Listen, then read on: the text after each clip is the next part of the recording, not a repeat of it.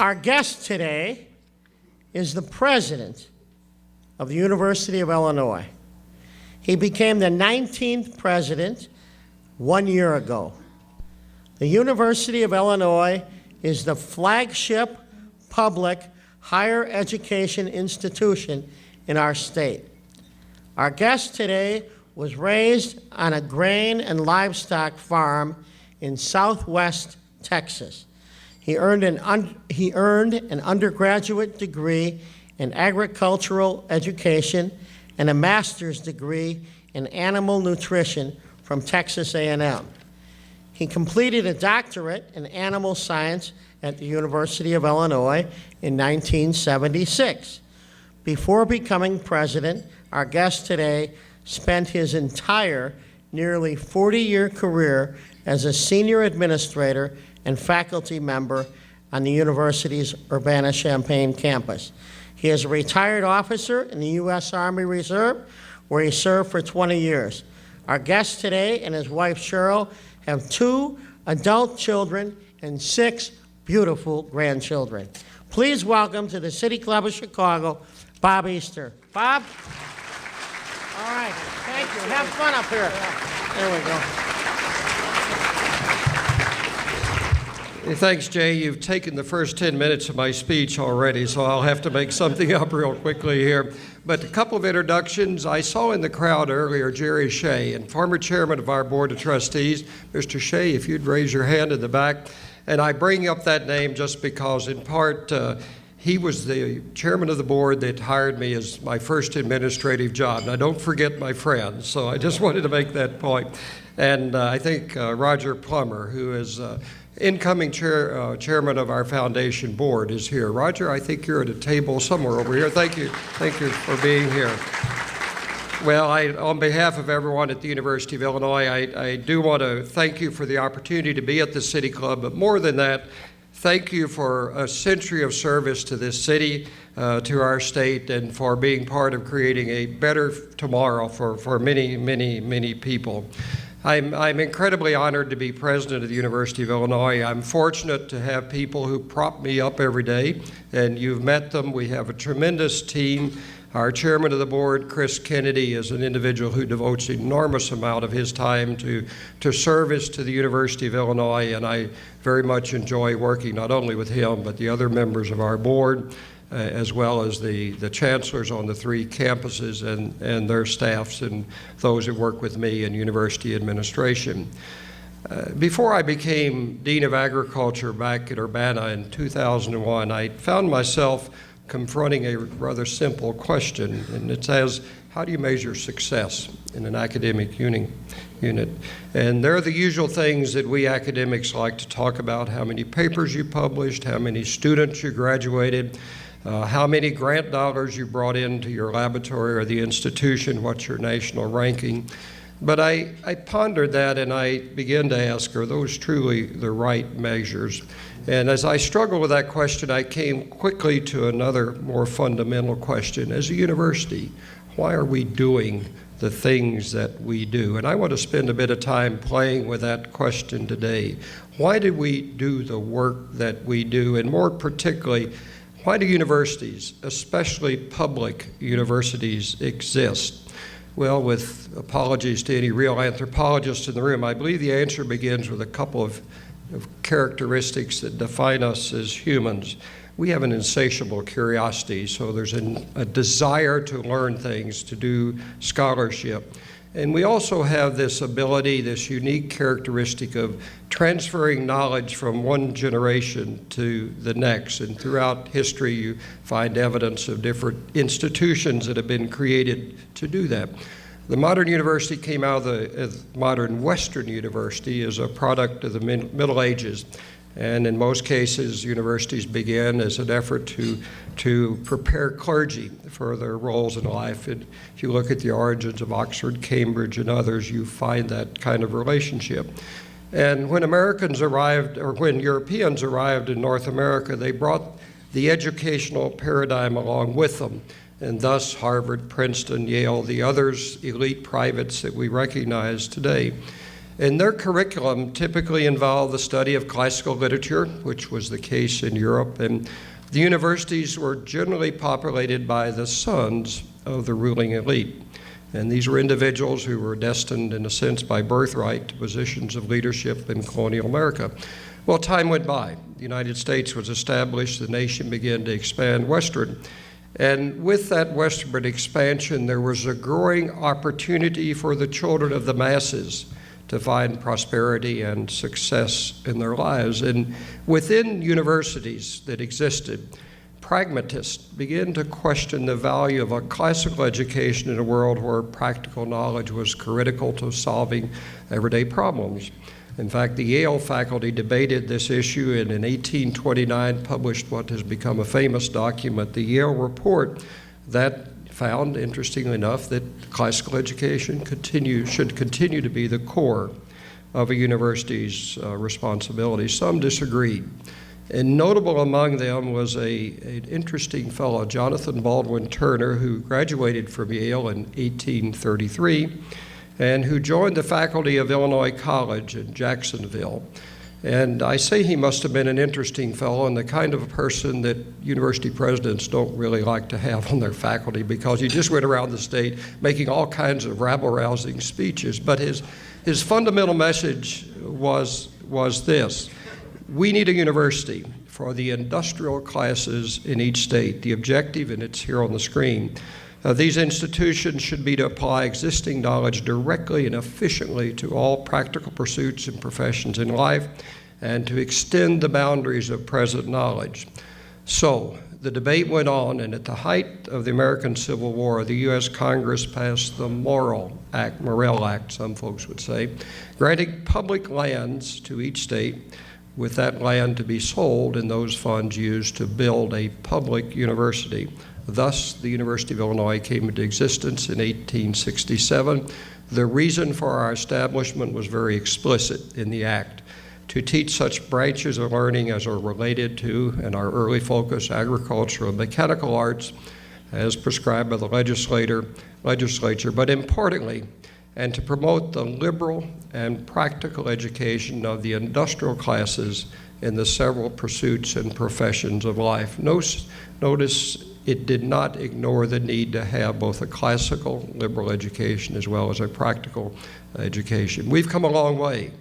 Today, the University of Illinois is literally known around the world for excellence in education and innovation.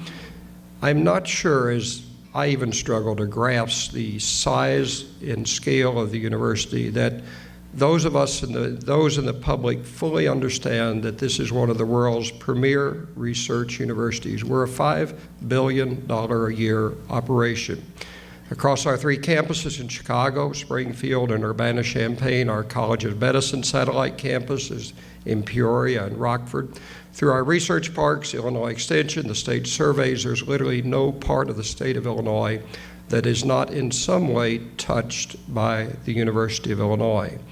Our students come from every continent in nearly every state in the Union, and there are a lot of them. This year, we enrolled, this past year, a record 77,000 plus students. That's more than ever in our history across our three campuses. With deference to my good colleagues here in the room, that's nearly twice as many as Northwestern, Chicago, University of Chicago, Loyola, and DePaul. It's a large number of students. And for each of the last 2 years, our campuses have graduated more than 20,000 students. This year was 21,000 plus. That's a record for us. Enrollment is up 15% over the last decade. And from the semester beginning this fall, there were essentially on each of across our three campuses, there were 5 times more applicants for a seat at the University of Illinois in the freshman class than there were available seats. It's a competitive process getting into the University of Illinois. I think in a sense it's a testament to the academic programs that include many that are ranked among the nation's best, to internationally acclaimed faculty who are Nobel laureates, Pulitzer Prize winners, and MacArthur Genius Fellows. And it's also a success to a tribute to the more than 650,000 living alums that include Fortune 500 CEOs, founders of companies that are part of our American life, Netscape, Pampered Chef, PayPal, the National Football League, going back a few years, and yes, Playboy. These are important statistics, but my question, why do we do this? Historians may recall that Abraham Lincoln, as an attorney in Illinois, was an advocate that governments had a responsibility to support the establishments of a railroad infrastructure that was important to the nation's development. It was a public responsibility. I believe that Abraham Lincoln also believed that higher education beyond the secondary education was also a public responsibility and should be supported by the public. And that paradigm change came when he put his signature on the Morrill Act in 1862. Before the Land Grant Act, there was no concept of education as a common good that benefited the society as a whole. After the act, young people such as myself were able to escape from limited circumstances and to enjoy an incredible life. I think it is often difficult for those who have not looked down the barrel of limited opportunity to understand the significance in our lives of the Morrill Act. Let me be personal. Perhaps the picture's already up there. The young man on the image is your speaker at the age of 14 on a remote, struggling farm somewhere in southwest Texas, adjacent to the border with Mexico. The trajectory of my life was changed because of access to a very affordable, publicly funded community college, $47 a semester in 1966. A very affordable baccalaureate and master's degrees at Texas A&M, and then a top-flight doctoral program at the University of Illinois. And I was privileged to join one of the world's great universities. Did the public benefit? I'll let others decide that question. We are at a time when the commitment to affordable public education for the sons and daughters of common people is being questioned. Over my past 35 years, and I've wandered the planet perhaps more than I should, I've watched country after country reduce its investment in public education and seen the extent over time to which society is deprived of the intellect and creativity that young people could have brought to their economy. My observation is that this condition leads inevitably to a two-tier society, the haves and the masses of those who have not. Is that where we're headed? I believe higher education in the United States is at a crossroad.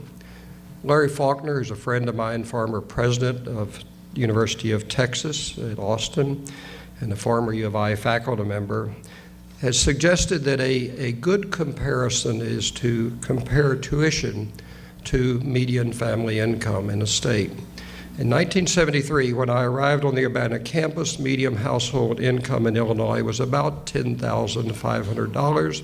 In-state tuition and fees at the University of Illinois, $686 that year. Thus, this family could send their student to the U of I for about 6.5% of their family income. 40 years later, this year, 2013, median income in Illinois is estimated to be $50,600. Fees this fall will be $15,200, fees and tuition for an entering in-state freshman. That is 30% of that family's median income. We can't ignore the fact that there's also a need for public investment in higher education. I'm glad my friend Gary Chico is here, and he has a very, very challenging job and focus on K through 12 education that precedes our public higher education.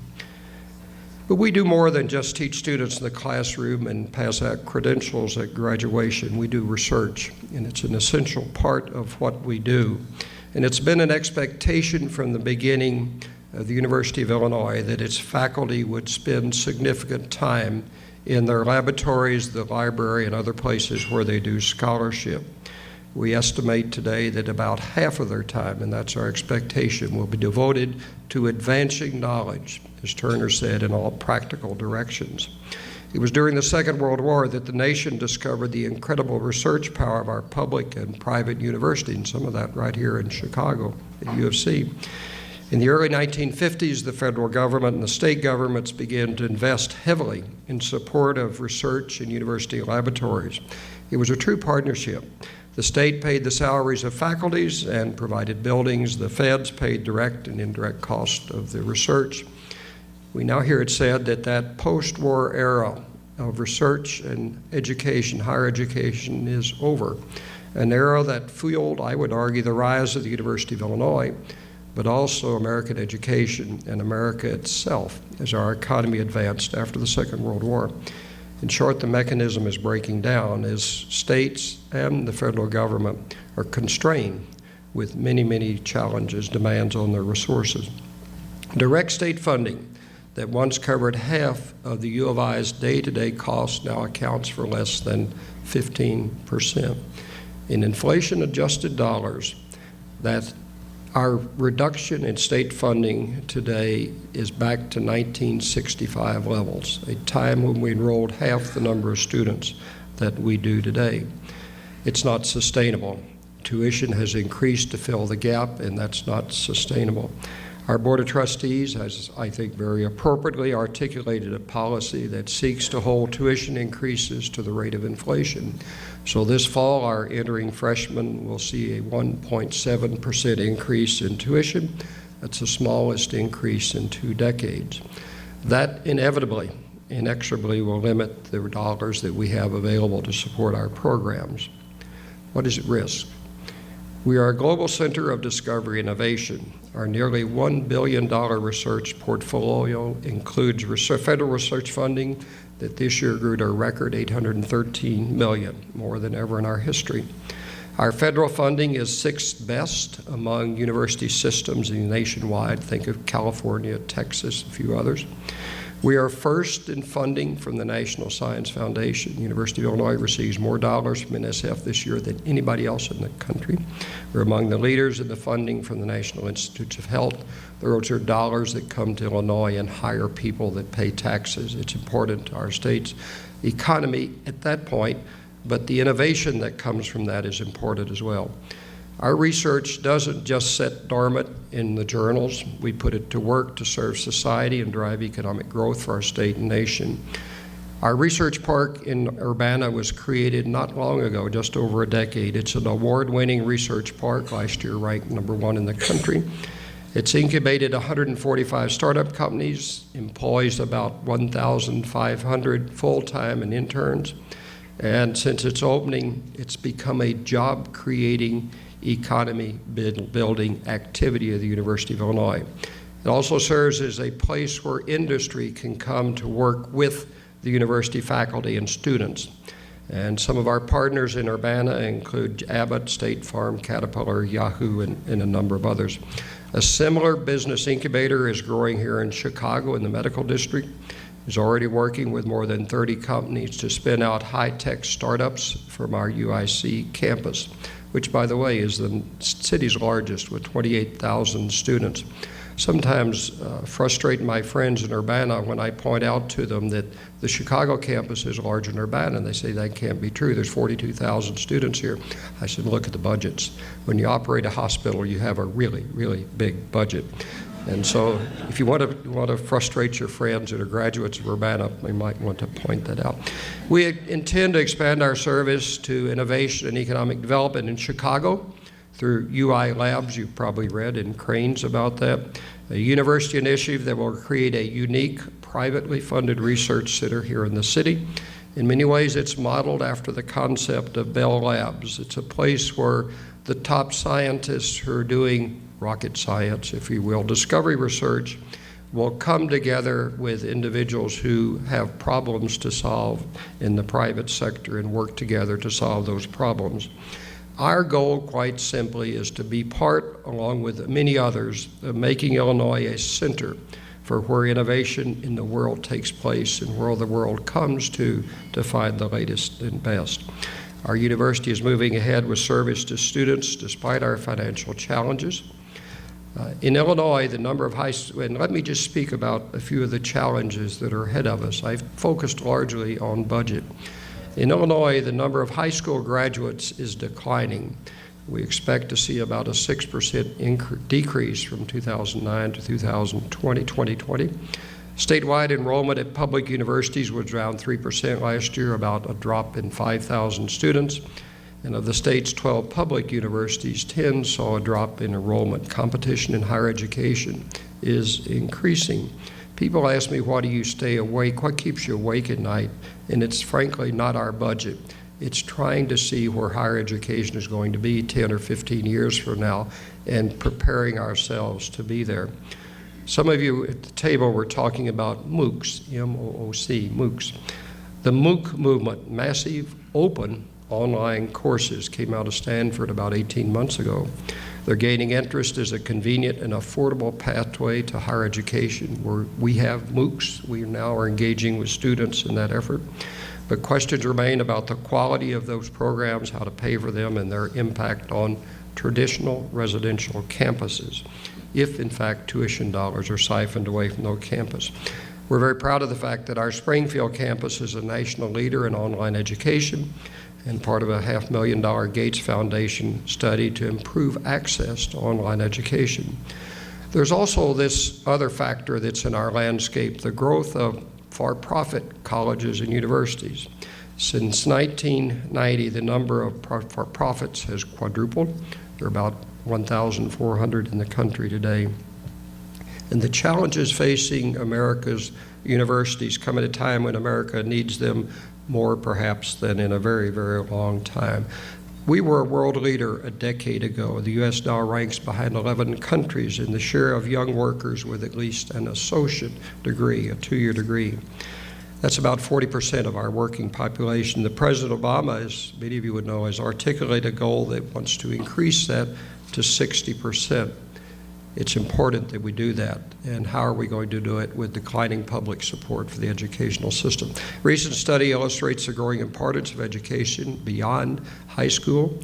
That study found that jobs requiring a baccalaureate degree increased by more than 2 million since the recession in 2007, and nearly 6 million jobs requiring only a high school degree disappeared. The opportunities are for those who have degrees, but it's about more than just personal gain. National prosperity is directly linked to educational attainment of a population. Well, it may seem that I have a very pessimistic view of the future of public education in the U.S., and that's, let me be clear, absolutely not the case. I am confident that within the University of Illinois and other public universities, we have the intellectual resources to both create our future and to assure that we continue to be among the world's leaders in higher education and discovery science. I'm not sure, in fact, I'm confident that I don't have an exact answer of what a public university of the future will look like. I believe it'll be somewhat different. We'll do some things that perhaps we aren't doing today. We'll rely more on technology than ways that we perhaps don't imagine today. We will, as our private colleagues do, turn more and more to philanthropy as a means of covering costs that were once covered by the government and the taxpayer. The partnership will increase between public entities, higher education institutions, and industry, as we're increasingly partnering with industries from around the world. There will be a continued need to strengthen the liberal arts education to teach the critical thinking skills that are valued by business and necessary in a rapid time of change. Enhancing the student experience both in and outside the classroom with internship, study abroad, service learning, and the on-campus residential experience to develop the cultural competencies needed in a global society. Now to close. I want to return again to the question that I posed at the outset of these comments. Why do we do the work that we do? What motivates us to get up and go every day? About 10 years ago, we dedicated a new library for the College of Agriculture at the Urbana campus. It's a $21 million building. We're very proud of it. It was half funded, 50% by private gifts. And the first event that we held in that was the 60th reunion of the class of 1941, the Great Generation. I had just become the dean of the college, And I had the opportunity to sit in that room and listen as individual after individual stood and told their personal stories of how they came from nowhere to study at the U of I and how they went somewhere because their lives were transformed. It was a moving experience, I can tell you. I left the room that day asking myself, are we still in the business of providing transformative opportunity? We are. And I think a young lady by the name of L'Oreal Latimer can tell the story far better than I, and I'm going to produce a video here in just a second. L'Oreal is among a student, now a graduate, that served through a university program known as Illinois Promise. It's where donors provide financial aid to help students from needy families be able to afford the University of Illinois. She spoke to a group of donors as she began her junior year, and we've captured that. And if we can just have the video. 2 years ago today, I was making a transition from a Chicago Public Schools senior to a freshman at UIUC. I was peculiar and shy, homesick and nervous, and thirsting for identity. Having been the middle child of 10 children, my identity was expected to resemble that of my older siblings. Coming from humble beginnings to the University of Illinois as a first-generation college student, my transition was the epitome of resilience. 2 years ago today, I would have never seen myself as a junior at the University of Illinois, as a Bill and Melinda Gates Millennium Scholar, as a vice president of Women of Color RSO, or as a prospective participant in the ACES to Sierra Leone study abroad trip this winter. As I finish my last 2 years at UIUC, which I'm still very shocked that it's already been 2 years, I have several ambitious plans for my future. A few of those include teaching underprivileged students for Teach for America, receiving my master's and doctorate in education policy, and assisting Urban Students Empowered Foundation in making college a reality for urban America. Think about that great generation that's there today. That is the future of our nation, and our colleagues, my colleagues in the private institutions, and we in the public institutions have an obligation to provide them with the transformative tools that will enable them to create the future, not just for this city, but for our state and our nation. I thank you very much for the opportunity to be here today.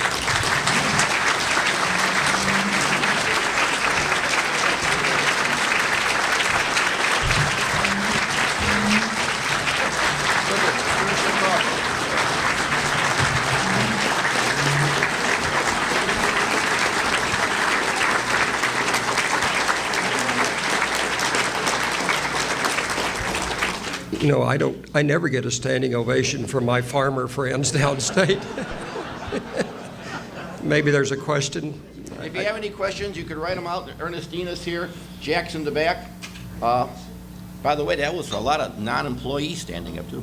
Yeah, well, you know, we're doing the salary adjustment, so I've been around a while with university. Donovan didn't stand up. Raise your hand if you have a question. Amy, anyone back there? Ernestina? Well, seeing none, let's give her another round of, wait a minute, a question. Got one. Well, Charlie Gardner automatically gets a question. The trustee, Roosevelt University. You don't think I'm not going to recognize him? You better. Why don't you yell it out, Charlie? All right, Mr. President. Yes, sir. Comment on the 3 Supreme Court rulings in the last 10 days or so, University of Texas, the Voting Rights Act, and DOMA, and do any of them, particularly Texas, consider to have an impact on you? You know, we've watched this very carefully, and what I would say at this point is that our council is giving its advice on how we go. Our goal absolutely is to reflect the population of the state of Illinois in our student body and our faculty in all that we do. And we're very curious to know, and we don't think that this will require any changes. That's our first glance in the processes we currently have in place in our efforts to do that. So the other 2 acts, the other 2 decisions, I've only looked at briefly, and I don't have an opinion on them. It's interesting the extent to which regulatory bodies and the courts now, in some ways, set directions for us that historically were more the purview of the academy. But if that's the way our society wants to proceed, that's certainly what we do in democratic society. Okay, how about one more round of applause? Wait a minute. All right. Jerry, good to see you. This is what. No, I'll verbalize it. So I You know do that. You do that well. I know that, thank you for your message today. Thank you. I know that you and Chancellor Mears have big plans for UIC at Chicago. How can we, from the business community, since we are the recipient of most of your graduates, how can we do more to help you position UIC at Chicago?